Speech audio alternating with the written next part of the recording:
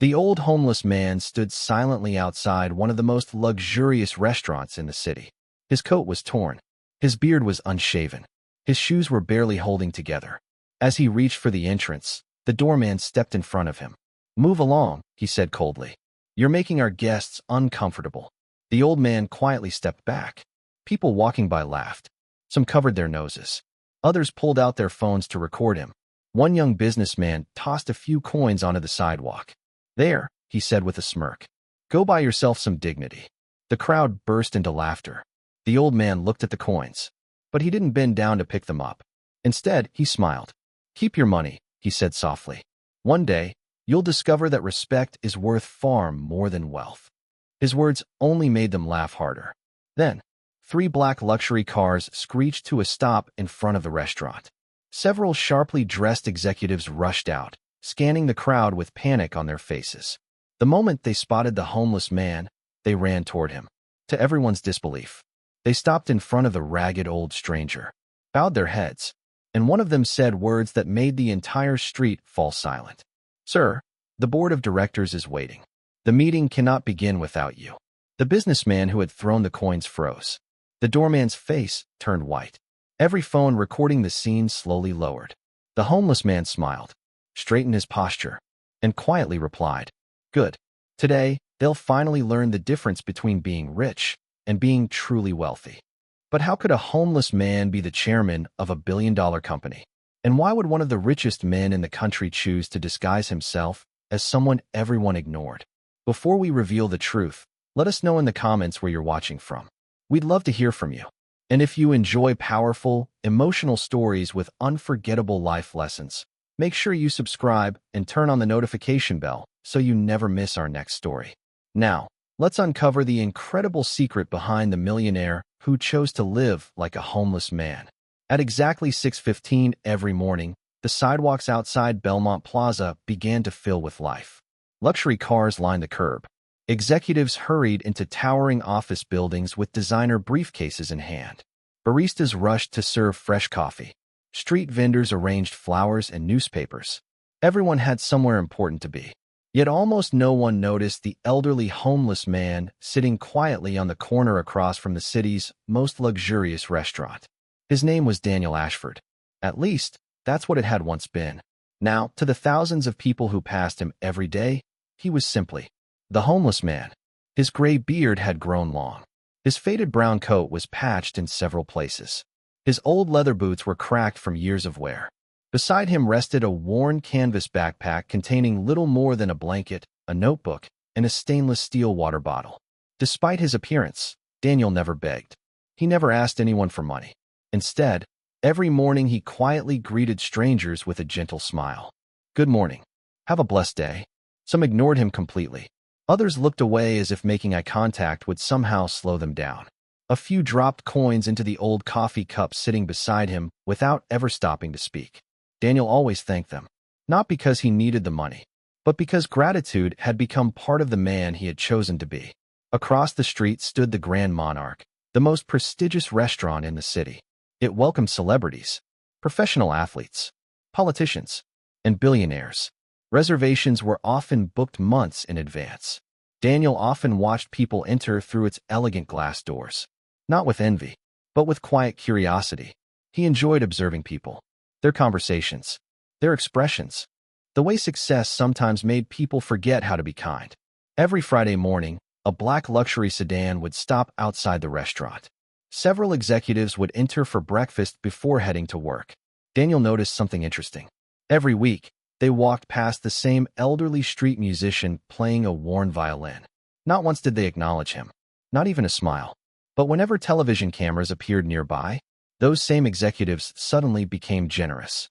They posed for photographs while handing out money to the homeless. They smiled for reporters, then climbed back into their cars as if compassion were something to be scheduled.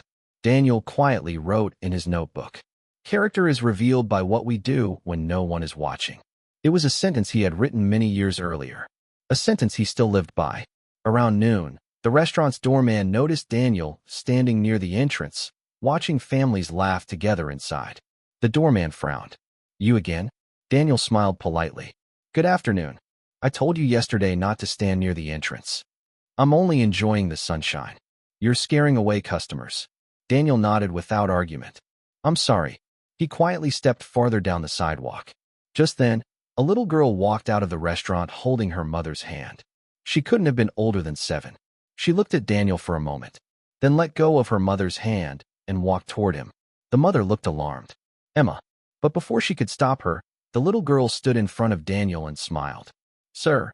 Daniel smiled back. Yes. My mommy says everyone deserves kindness. She reached into her pocket and handed him a small chocolate chip cookie wrapped in a napkin. I saved this for you. Daniel looked at the cookie for several seconds. His eyes softened. Thank you. It may be the nicest gift I've received all week. The little girl grinned. Her mother quickly apologized. I'm so sorry if she bothered you. Daniel shook his head gently. Not at all. You've raised a remarkable daughter. The mother smiled warmly before walking away. The doorman watched the entire exchange. For the first time, he looked at Daniel differently. That afternoon, heavy rain clouds rolled across the city. People hurried indoors. Daniel remained beneath a nearby bus shelter, quietly reading the worn notebook he carried everywhere. Inside were hundreds of handwritten observations about human nature, kindness, greed, humility, pride, lessons collected over decades. A young man waiting for the bus glanced at the notebook. What are you writing? Daniel smiled. I'm studying people. The young man laughed. From a bus stop? Daniel nodded. It's one of the best classrooms in the world. The young man chuckled politely before boarding his bus. He never imagined the quiet homeless man beside him had once built one of the largest business empires in the country. Nor did anyone else. Because Daniel Ashford had spent the last 6 months hiding from the one thing money could never buy. The truth about the people he trusted most. And before another week had passed, that truth would change the lives of everyone connected to his billion-dollar company forever. 6 months earlier, the boardroom of Ashford Global Holdings overlooked the city from the top floor of a 60-story skyscraper. The room was filled with some of the most powerful executives in the country. Multi-million-dollar contracts covered the polished oak table. Financial reports projected record-breaking profits. Everyone celebrated. Except one man, Daniel Ashford, the founder, the chairman, the billionaire who had built the company from a tiny family business into an international empire worth billions. As the applause echoed through the boardroom, Daniel quietly stared out the window. His reflection looked older than he remembered, not because of age, but because of disappointment. He slowly turned toward the executives. I have a question. The room fell silent. If everything I own disappeared tomorrow. He paused. How many people in this room would still know who I am? The directors exchanged puzzled glances. One executive laughed nervously. Sir, with all due respect, that could never happen. Daniel smiled faintly. That's not what I asked. No one answered. The silence itself gave him the answer he feared. After the meeting ended, Daniel returned to his private office. His longtime assistant, Sarah Collins, entered with his afternoon schedule. You have interviews at 3, a charity gala tonight, and investors flying in tomorrow morning. Daniel closed the folder in front of him. Sarah, yes, sir.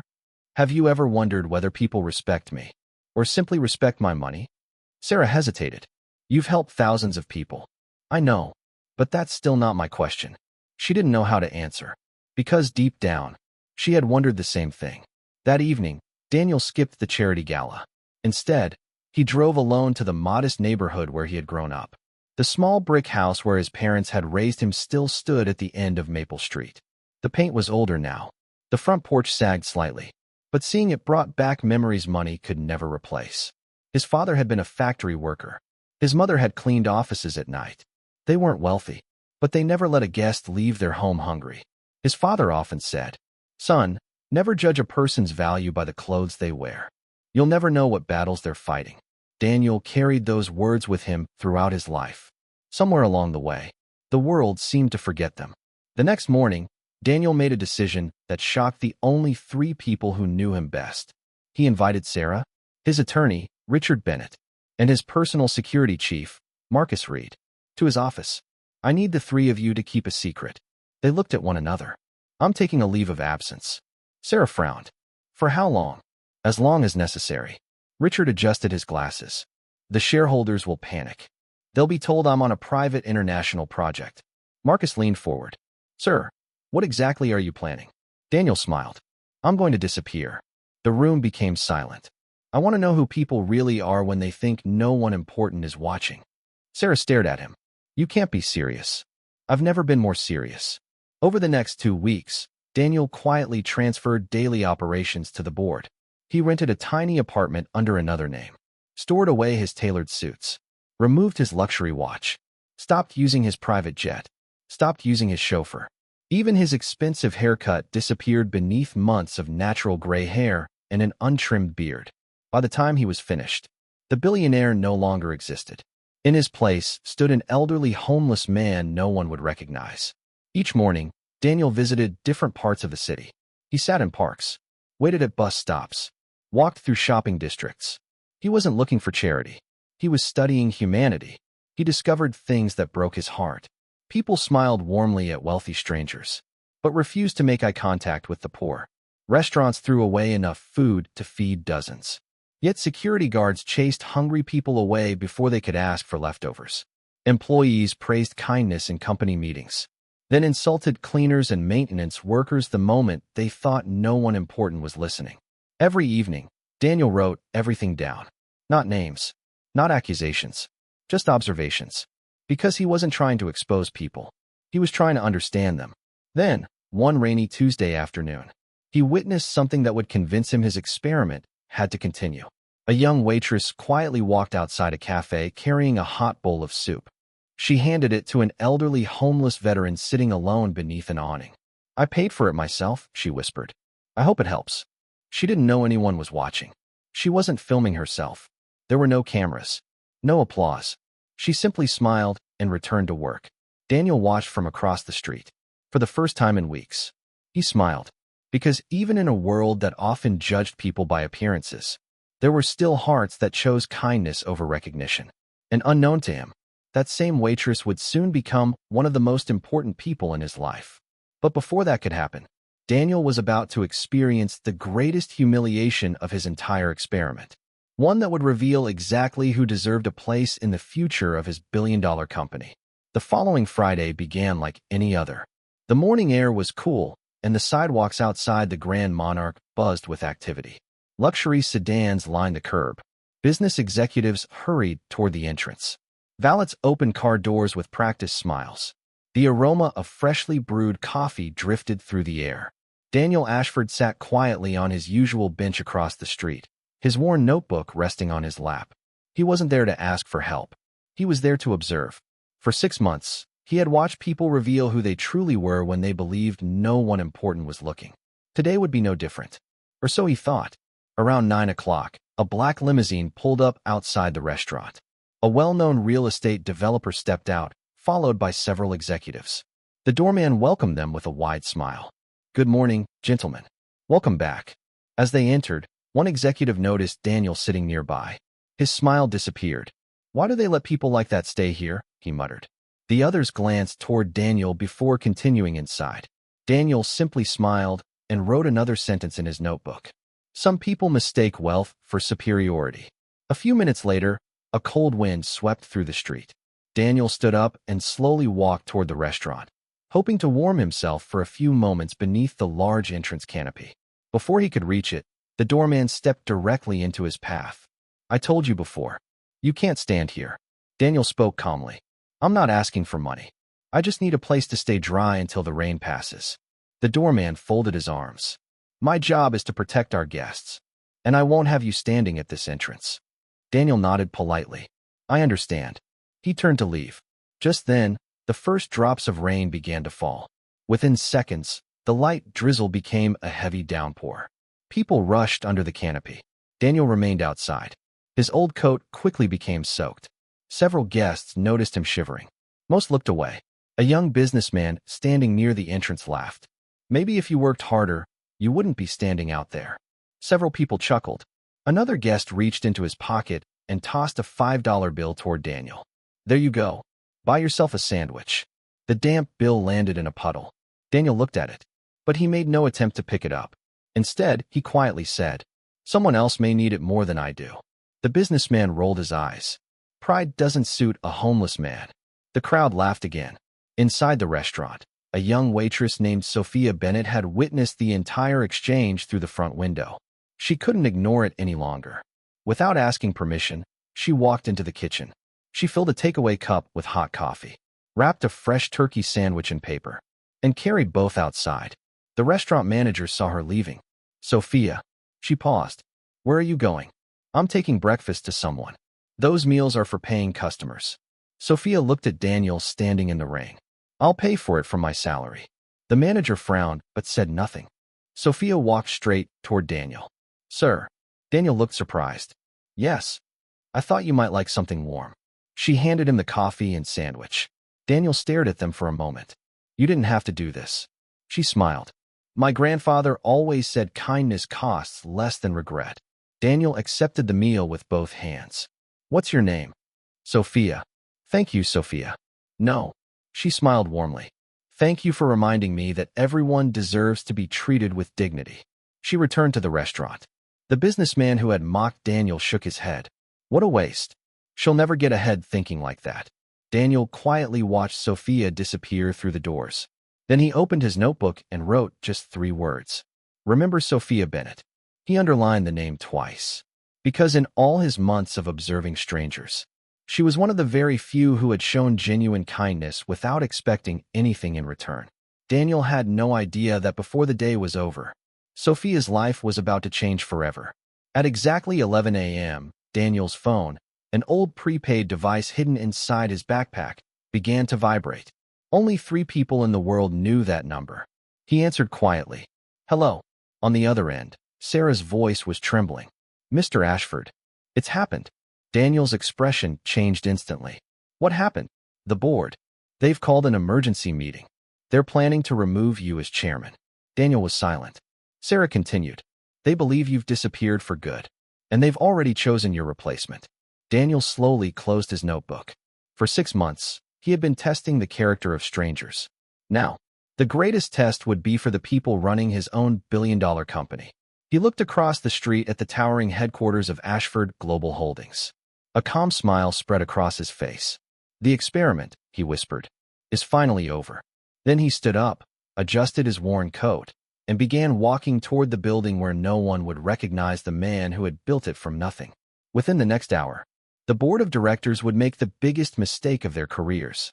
The executive boardroom of Ashford Global Holdings had never felt so tense. Floor-to-ceiling windows overlooked the city Daniel Ashford had helped build. A polished mahogany table stretched across the room, surrounded by 12 of the company's most powerful executives. Everyone was present, except the man who owned the company. For the first time in 35 years, Daniel Ashford's chair sat empty. The directors exchanged uneasy glances. Some believed he had retired in secret. Others whispered that he had become too ill to continue. A few quietly celebrated. At precisely 11:30, the acting CEO, Victor Langston, rose to his feet. Victor had served under Daniel for nearly 15 years. He was brilliant, charismatic, ambitious, but beneath his polished smile lived a dangerous hunger for power. He looked around the room. "Ladies and gentlemen, I believe we've waited long enough." He placed both hands on the table. "For 6 months, Mr. Ashford has vanished without explanation. Our shareholders deserve stability. Our employees deserve leadership. And our investors deserve certainty." Several board members nodded. Victor continued. "I therefore propose that we officially remove Daniel Ashford as chairman and appoint new leadership effective immediately." One by one, hands began to rise. Not everyone voted. Some hesitated. Sarah Collins remained silent. Her heart pounded. She knew Daniel wasn't missing. She knew exactly where he was. But she had promised to protect his secret. Victor noticed her hesitation. "Sarah." She looked up. "You've worked beside Daniel longer than anyone. Surely you understand this decision." Sarah spoke carefully. "Mr. Ashford always taught us one lesson." Victor smiled politely. "And what lesson is that?" She looked around the room. "Never make permanent decisions without knowing the complete truth." A few directors shifted uncomfortably. Victor forced a smile. "Unfortunately, the truth is that Mr. Ashford abandoned this company." Sarah's expression hardened. "No, he trusted this company. There's a difference." Victor ignored her. He pressed a button on the conference table. A legal document appeared on the large screen. Once this resolution is signed, Daniel Ashford will no longer serve as chairman. The company lawyer quietly prepared the paperwork. Pens were placed before each director. Victor smiled confidently. This marks the beginning of a new era. At that very moment, downstairs, the revolving doors of Ashford Global Holdings slowly turned. An elderly homeless man stepped inside. His coat was soaked from the rain. His boots left wet footprints across the marble floor. Employees looked up from their desks. Several frowned. The receptionist immediately stood. "Sir, I'm sorry. This building is private property." Daniel smiled politely. "I know. I'm here for the board meeting." The receptionist looked confused. "Excuse me. I'm expected upstairs." Several employees nearby laughed. One security guard approached. "I'm going to have to ask you to leave." Daniel nodded. "I understand, but I'd appreciate the opportunity to speak with the board first." The guard sighed. "I don't think you understand. This is one of the largest corporations in the country." Daniel smiled gently. "I understand better than you might imagine." The guard reached for his radio. Just then, Sarah stepped out of the executive elevator. She froze. Their eyes met. For a brief second, neither of them spoke. The receptionist looked relieved. "Ms. Collins, this man says he's here for the board meeting." Sarah slowly walked toward Daniel. Every employee watched closely. Then, to everyone's astonishment, Sarah smiled warmly. "Good morning, Mr. Ashford." The entire lobby fell silent. The receptionist blinked. The security guard slowly removed his hand from his radio. One employee whispered, "Did she just call him Mr. Ashford?" Sarah nodded respectfully. "Yes." She turned toward the stunned security guard. "Please escort our chairman to the executive boardroom." The guard's face lost all color. I'm so sorry, sir." Daniel placed a reassuring hand on his shoulder. "You were only doing your job." Then he quietly added, "Never apologize for protecting people." The young guard swallowed hard. "Thank you, sir." The elevator doors opened. Daniel stepped inside with Sarah. As the doors closed, every employee in the lobby remained frozen. No one spoke. No one moved. Within seconds, the rumor spread through every floor of the building. The homeless man was Daniel Ashford. And upstairs, the board members were only moments away from discovering that the man they had just voted to remove was about to walk back into the room. The executive boardroom fell silent as the elevator doors opened. Slow, steady footsteps echoed through the hallway. Every director turned toward the entrance. Victor Langston looked up from the resolution lying on the conference table. His confident smile slowly disappeared. Standing in the doorway, dressed in a worn brown coat, with rain-soaked boots and an untrimmed gray beard, was Daniel Ashford. No one spoke. For several long seconds, the room remained completely still. Victor forced a nervous laugh. "Mr. Ashford." He looked Daniel up and down. I wasn't expecting." Daniel smiled gently. "I know." He slowly walked into the room. Every pair of eyes followed him. Some directors lowered their heads in embarrassment. Others looked away entirely. Only Sarah met his eyes. She gave him a small nod. Daniel reached the head of the table. His chair. The chair no one had occupied in 6 months. He looked at the document lying in front of it. Across the top, in bold letters, were the words, "Resolution to remove Daniel Ashford as chairman." Daniel picked up the paper. He quietly read every page. Then he placed it back on the table.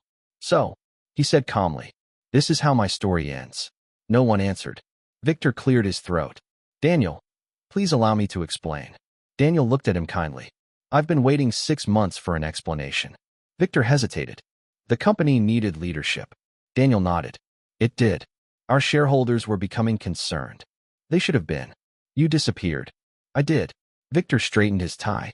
"We believed you had abandoned the company." Daniel looked around the room. "And not one of you thought to ask why." Silence. Not a single director could answer. Daniel slowly removed his old coat and folded it neatly over the back of his chair. Beneath it, he wore an ordinary gray sweater. Simple. Clean. Nothing about him suggested he was one of the richest men in the country. "I didn't disappear because I stopped caring." He paused. "I disappeared because I wanted to discover whether the values this company was built upon still existed." Several directors exchanged nervous glances. "For 6 months, I walked your streets. I rode your buses. I stood outside your restaurants. I sat in your parks. I spoke to strangers who believed I was homeless." His voice remained calm. "I wasn't testing the public." He looked directly at the board. I was testing us. Victor frowned. Us? Daniel nodded. Our company has always claimed that people come before profits. He reached into his old canvas backpack. The directors watched curiously. Daniel removed the worn notebook he had carried every day. He placed it gently on the table. This, he said quietly, is 6 months of observations. He opened the notebook. Every page was filled with neat handwriting. Dates, places, conversations, acts of kindness, acts of cruelty, lessons learned. Daniel turned several pages before stopping. He looked at the directors. Do you know how many employees from Ashford Global passed me on the street during those 6 months? No one answered. 217. The room became silent. Do you know how many stopped to ask whether I had eaten? Several directors lowered their eyes. Daniel answered his own question.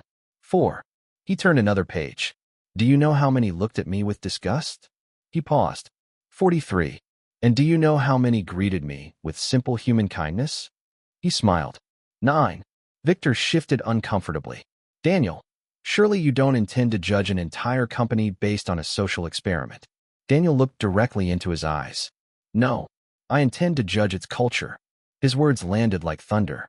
The culture that leadership creates. No one moved. Daniel continued. I built this company with my parents' savings. My mother cleaned office buildings. My father worked 12-hour shifts in a factory. They taught me that the worth of a person is measured by character, not by wealth. He slowly looked around the boardroom. Somewhere along the way, we forgot. The room remained silent. Then Daniel reached into his backpack one final time. He removed a small paper bag. Inside was a slightly crumpled chocolate chip cookie. Every director looked confused.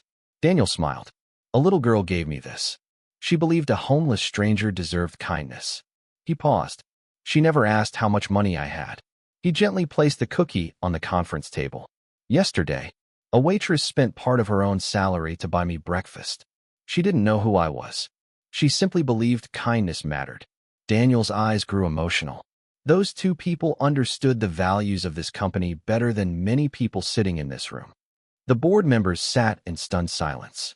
Victor finally spoke. What happens now? Daniel looked out the boardroom window at the city below. Then he turned back with a calm smile. Now, we find out who deserves to help lead the future of this company. And with those words, Daniel Ashford reached for a sealed envelope lying inside his backpack. Inside it were decisions that would reward compassion, expose greed, and permanently change the lives of everyone in that room. The boardroom was silent. No one reached for a pen. No one dared to speak. Every eye remained fixed on the sealed envelope resting in Daniel Ashford's hands. Victor Langston broke the silence. Daniel, what's inside that envelope? Daniel looked at him calmly. The future of this company. He slowly opened the envelope and removed several folders. One by one, he placed them on the conference table. Each folder had a different name written across the front. The directors exchanged nervous glances. I spent 6 months away from this company, Daniel began. Not because I stopped believing in it, but because I wanted to know whether the people leading it still believed in the values that built it. He paused. I wasn't looking at quarterly profits. I wasn't measuring stock prices. I wasn't counting new contracts. I was measuring something far more important. He looked around the room. Character. Daniel opened the first folder. It contains the names of every employee who treated a stranger with kindness when they believed no one important was watching. Several directors looked confused. You investigated our employees? One asked. Daniel smiled. No, I observe human beings. There is a difference. He turned another page. For 6 months, I visited our offices, our restaurants, our stores, and our public spaces. I watched managers speak to receptionists. I watched executives ignore janitors. I watched supervisors thank security guards. And I watched others walk past them without even making eye contact. His voice remained steady. A company's culture isn't created during board meetings. It's created in ordinary moments. The moments when no cameras are present. Sarah quietly smiled. She knew those words were exactly what Daniel had always believed. Daniel lifted another folder. This one contains the names of people who showed extraordinary compassion. He looked toward the directors. One of them is a young waitress named Sophia Bennett. The board members frowned. She's not even an employee, Victor said. No, Daniel replied. But perhaps she should be. The room fell silent again. Daniel continued, when everyone else laughed at a homeless man standing in the rain. She bought him breakfast using her own salary. She expected nothing in return. He smiled. That's the kind of person every great company needs. He reached for another folder. This one belongs to the young security guard downstairs. Several directors looked surprised. The one who almost removed you from the building? Someone asked. Daniel nodded. He followed company policy. He treated me firmly, but respectfully. And when he learned who I was, he apologized. Daniel smiled. I don't reward people for recognizing me. I reward them for doing the right thing before they know who I am. The room remained completely still. Finally, Daniel looked directly at Victor. You asked earlier what happens now. Victor nodded slowly. Daniel took a deep breath. Effective immediately, I am resuming my role as chairman of Ashford Global Holdings. No one was surprised. But there will be changes. He placed another document on the table. The executive leadership team will now be evaluated on one additional standard. He paused. Character. Several directors looked puzzled. Daniel explained. From this day forward, no executive will be promoted based solely on profits. No manager will receive bonuses based only on performance. They must also demonstrate humility, integrity, and respect for every employee, regardless of position. He looked around the room. If you cannot treat the janitor with dignity, you are not qualified to lead the executive. The words struck every person in the room. Victor slowly lowered his head. For the first time in his career, he realized he had mistaken authority for leadership. Daniel turned to Sarah. Would you please ask someone to invite Sophia Bennett here tomorrow morning? Sarah smiled. I'd be happy to. Daniel nodded. I have a job offer for her. He looked out the boardroom window as sunlight broke through the clouds. My father once told me that money is the easiest thing to earn, but trust is the hardest. He turned back toward the board. And today, we begin earning it again. The meeting ended without applause. There was no celebration, only quiet reflection. As the directors slowly left the room, many paused to shake Daniel's hand.